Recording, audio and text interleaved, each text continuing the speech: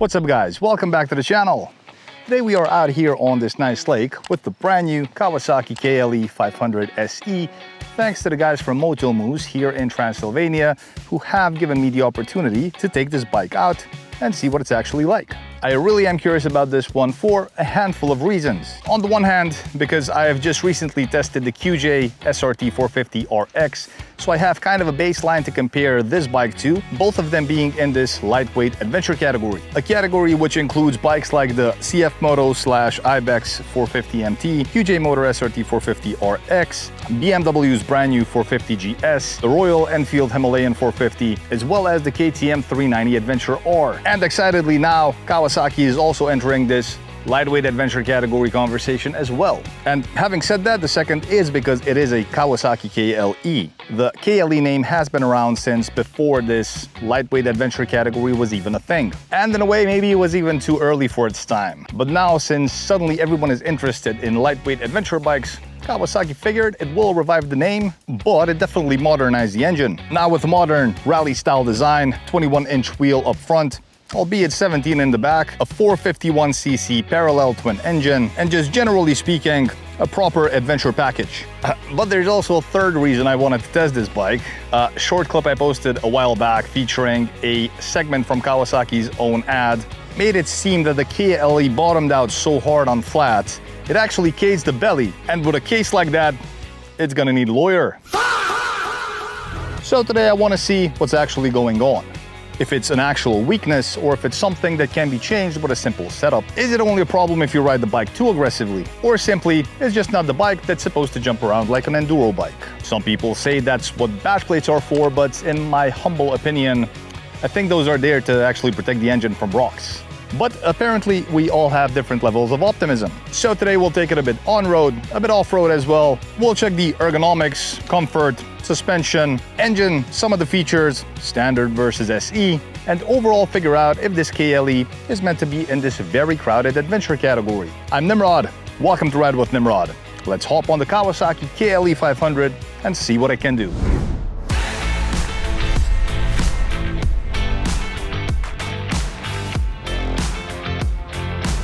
So after humiliating myself in front of this gentleman, I at least managed to prove that the side stand switch works. Yup, professional journalism. So I've just left town and I'm pretty much still just trying to get used to the ergonomics of the KLE500. My very first impressions of the bike as soon as I got on, it's a tall bike. It is an adventure motorcycle at the end of the day. Same category as, KTM, CFMoto, QJ, but it feels different. Just last week I was on the QJ450, which I told you that I was impressed by. Also because I had really low expectations. With the KLE500, those expectations are slightly different. In the sense, I am on a Kawasaki, so I know that I'm on an established brand of a bike, right? And so far, it's really doing a decent job at that. Like, on-road comfort, really awesome. The way I'm sitting on the bike right now, in these turns, on these narrow country roads, it's doing a star-spangled job. Even though, what is a bit surprising that, it's really balanced. Let's start with that. Like, as you can tell, it's rolling without me having to hold on to the handlebars. Even though the bike is really tall, I'm still somehow sitting quite close to the foot pegs. It being tall, my expectation was that it was gonna feel like more of a dirt bike, kind of. It feels more like an adventure bike, similar to my own Husqvarna, which is a 900. It's kind of a similar seating position, but the bike is a lot narrower, so that's worth mentioning. It obviously makes riding off-road a lot easier because once you get up on your feet on the pegs, it's a lot easier to grab onto the bike with your knees and actually play around with it. But the question is then, is this an off-road bike? And as usual, when I talk about small displacement or even larger adventure motorcycles, I always have to mention that you need to bear in mind that these bikes are compromised motorcycles. They're not going to be perfect, neither on tarmac nor off-road.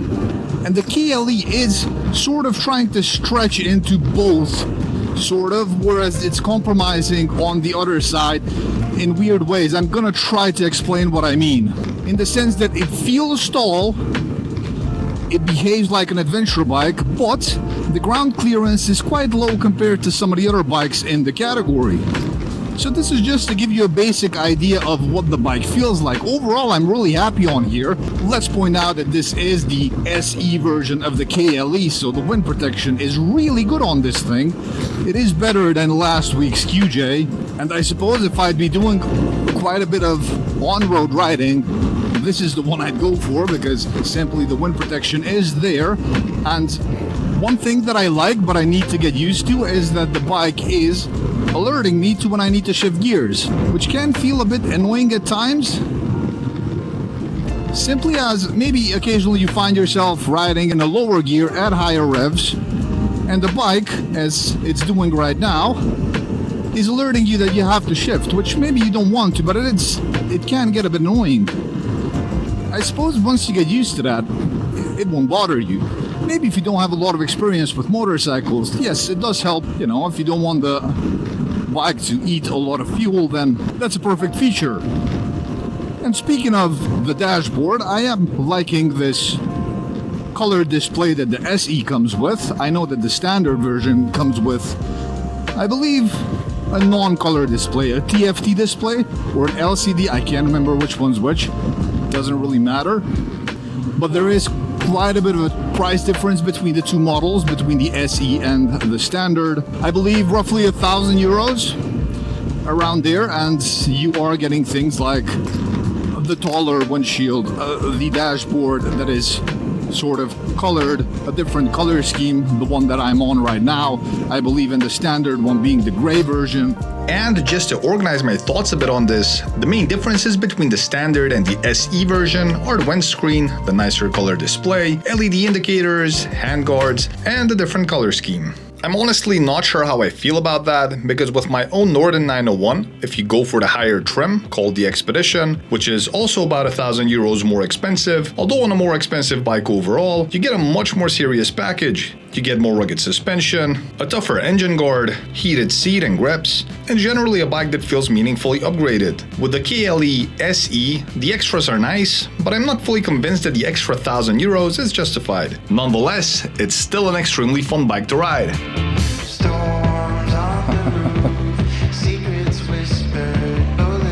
Kuciu. Sanatate.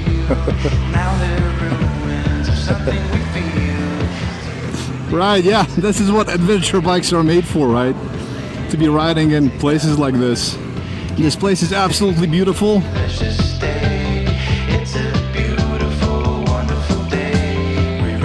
Right, buddy?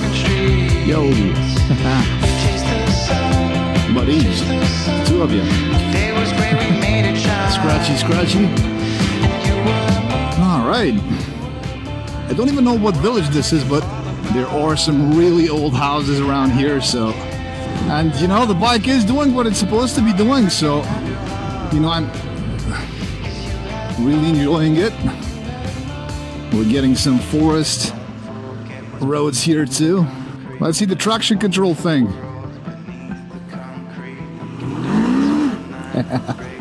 Yep. I just wanted to prove to myself that the bike really does not have traction control.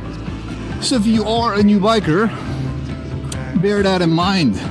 But I have to admit that this bike is perfect for anyone with an A2 license. It can literally take you anywhere around the world. Wherever you go, Kawasaki is a brand that's known literally everywhere around the world, so you will never have problems finding parts for it in case you have some problems. This is an engine that obviously has been proven to work. It's the same engine that's on the Ninja, I believe. Maybe even on the Eliminator. It's just different mapping. Sometimes I think I'm super lucky for having started this YouTube channel. Feel free to subscribe. You get to see views like this. You know, sometimes even though I'm an adventure rider, I just don't come to places like this. Occasionally I just go for the hyped up touristy spots in the mountains and all that, and I just don't get to come on these back roads. Right now I just picked it up. I picked up the bike because the dealership is here and I'm just exploring this area, and it's so magnificently beautiful. And it's a place that I've never been to in my life, and I'm just reminded how beautiful Romania is in general. And you know, with a bike like KLE500, it's something so very much worth exploring. And that said, this 450 engine has had one recall. I think it had to do something with the clutch, but I for one take that as a positive thing, because unlike some brands, hello KTM, they actually own it. Like, if they make a mistake, they'll own it, they'll fix it. I'm enjoying the dusty roads here a bit. Lack of traction control is actually making the riding a bit more fun, because you're actually paying attention to the power that you're putting down. You don't want to put down too much power because the bike's not going to save you. But that's how you learn to ride motorcycles, right? Like, you're just going to test around, see what the bike does, how the engine brake is behaving as well. So, and the sound.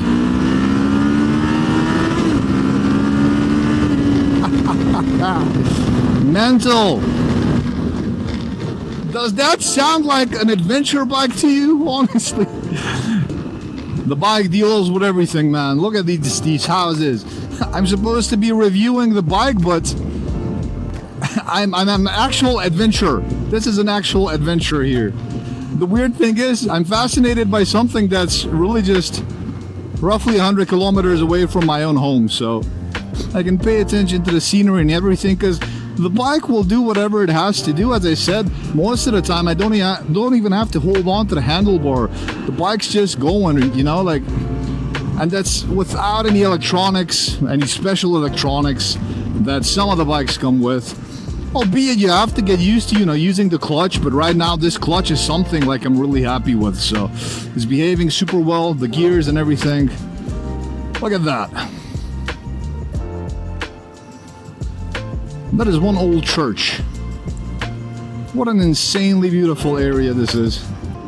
We just left town, shift down, let's try to check this out.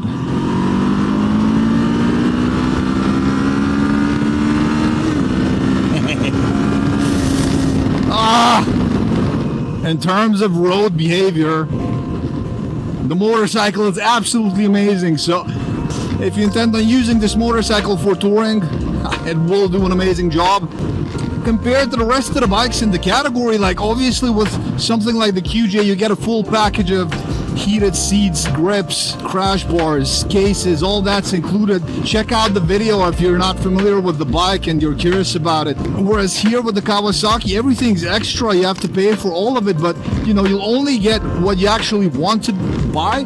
And then if your budget is a bit more, like money's not that much of an issue, then you can get proper quality products, right, for what you'd get on the Kawasaki. Because I have seen on their website, they do have the cases, albeit I saw plastic ones, but they do have the crash bars. And okay, something that I'm lacking on this SE model, considering that this is the higher trim at 7,950 euros with value-added tax included, it doesn't have a 12-volt socket. It doesn't even have the socket, let alone the USB.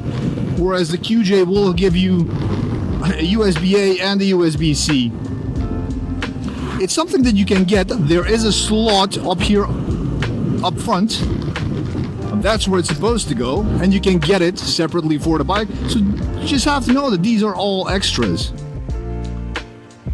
Right, so I found a bit of a trail leading off of the main road, and yeah, I ended up on the top of this hill, and the bike is handling all of this insanely well. You have no idea how easily this bike has handled this. I know it was kind of steep, it was also grass, like I didn't have any problems with not having traction control. What a cool spot with what a cool bike. As you can tell from here, I mean, just literally by looking at it, you can tell that the ground clearance isn't great, but I gotta admit, it's because pretty much I'm reviewing the bike. That's the only reason why I'm noticing that. right? Like, I'm enjoying my day here with this motorcycle a lot. Like, I'm riding up and down in different villages, seeing cool lakes, riding a bit off-road, and I haven't cased it once or anything like that.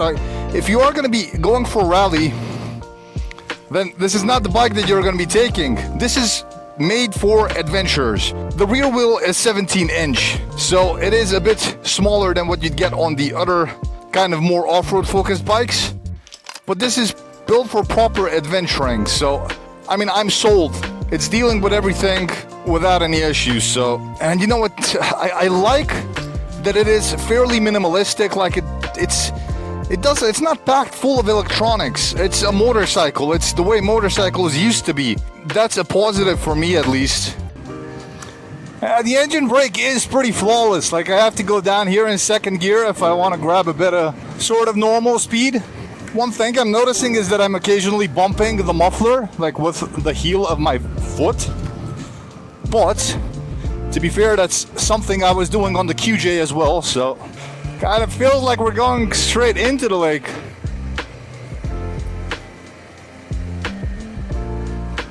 Let's see, we're gonna climb back up here.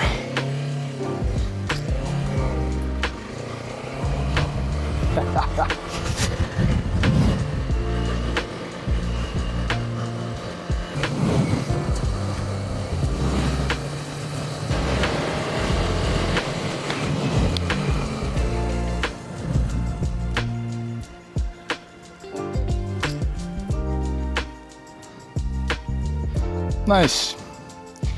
360, sponsor me at this point, all right?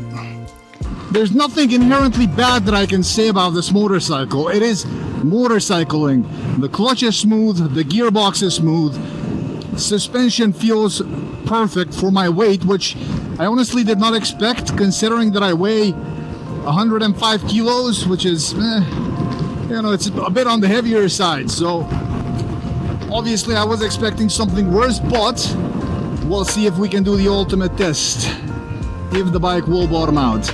The brakes are working perfectly, the Nissans, the tires, really grippy.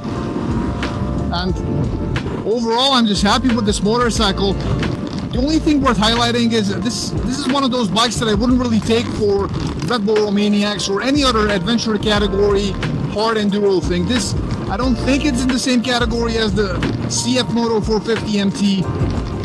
Honestly, somehow, it's lightweight, it's adventure, but somehow it is still different.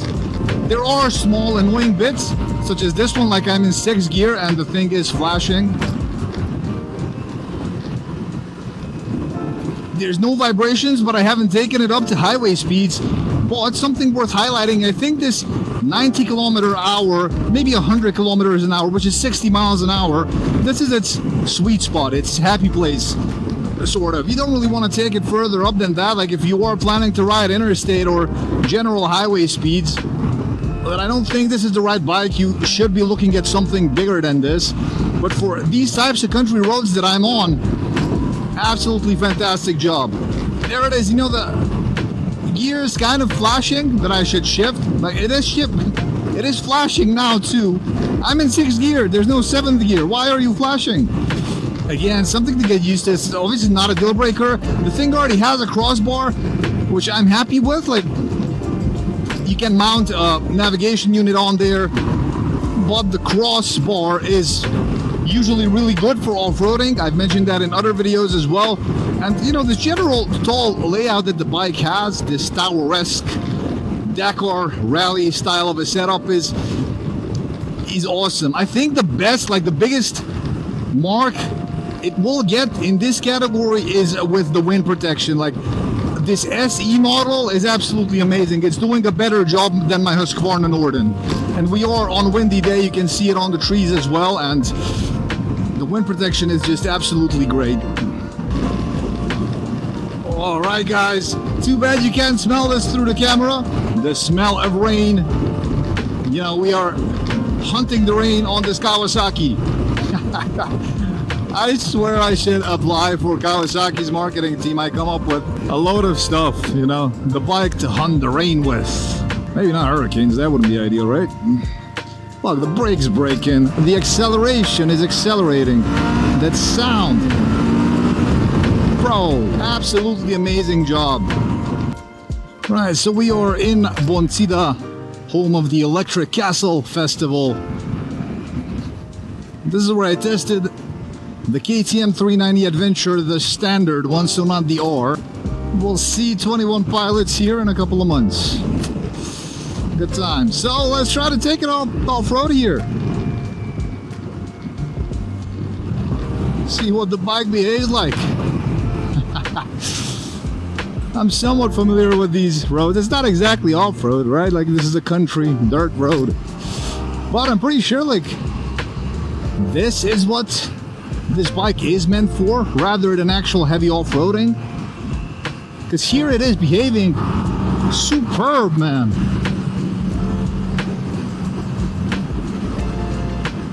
I'm liking it. So there's this small bridge here that I usually use to jump bikes a little bit, and there's the suspension. Nothing major, just a small jump to see how the bike reacts when it gets pushed a bit harder. The plan was to do 3 or 4 passes, start small, then slowly stretch it out and see how far I can take the bike. But unfortunately, my expectations were a bit too realistic because I managed to nail the problem on the very first tiny jump.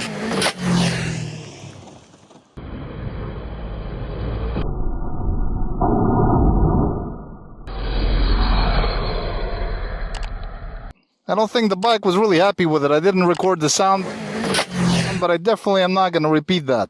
Take away from that, but you will. You know, other than that, like that's, I suppose, the only actual negative I can say about the bike. I'll try to find some solutions if someone's improved something, because you can't really lower the forks from the triple clamps either. Maybe 18-inch wheels would have helped. Maybe that's how it was initially designed. I have really no idea. Ooh, I think I might need a lawyer for that case. Yeah, I know I'm repeating the joke. I'm sorry about that. Otherwise, it's an amazing bike. Why did they screw this part up? I do not know. So this is the situation. Like, honestly, my takeaway from the whole day is that even though I've bunched it into the same category as the CFMoto, QJ, KTM, Royal Enfield, and all these other guys, but I think this KLE is in a category of its own. It shouldn't be in the same category because you're not going to be seeing this bike at Red Bull Romaniacs or some other adventure hard enduro style something. You'd put a CFMoto in. This is sort of something, it will behave superb on asphalt. It will behave superb on country roads and even some off-road trails as well, as long as you're not going to ride it aggressively. All right, I'll try to find some solution to see if someone has come up with something to kind of sort this thing out. But overall, you just need to know what to expect from the bike, right? Other than that, this bike gets a 10 from me, but I have to take it down to 9 because of the bottoming out thing. And yeah, just know what you're gonna get. Okay, so for that amount of money, 7,950 euros for the KLE500 SE, at least in Romania, you're gonna get the SE version. But if you want any of the accessories, that's gonna cost extra. Still, the way it behaves, it's a 9.5 from me, and it would be a 10 if not for the whole case situation.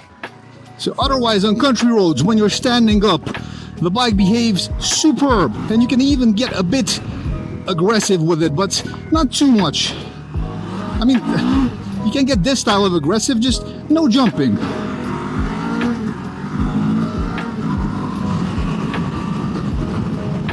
It's so comfortable. It's smooth, it's well balanced. Even on these country roads, it just feels like you're riding an actual rally bike. And, you know, it's doing an amazing job. Like, let me not dust up this tractor driver. Man. Hello, Electric Castle. The entrance to the festival. Right, guys. Big thanks again to the guys and girls from Moto-MUS for giving me the splendid opportunity to test this Kawasaki KLE500 SE, a bike that I honestly love, and again, I'm giving it a 10, minus 0.5 because of the you know why. Otherwise, if you're considering this bike, I highly recommend it. If you've enjoyed that review, I'd appreciate it if you'd leave a like, maybe subscribe if you want to see more reviews of motorcycles, of gear. I'm Nimrod, and I'll see you guys in the next one.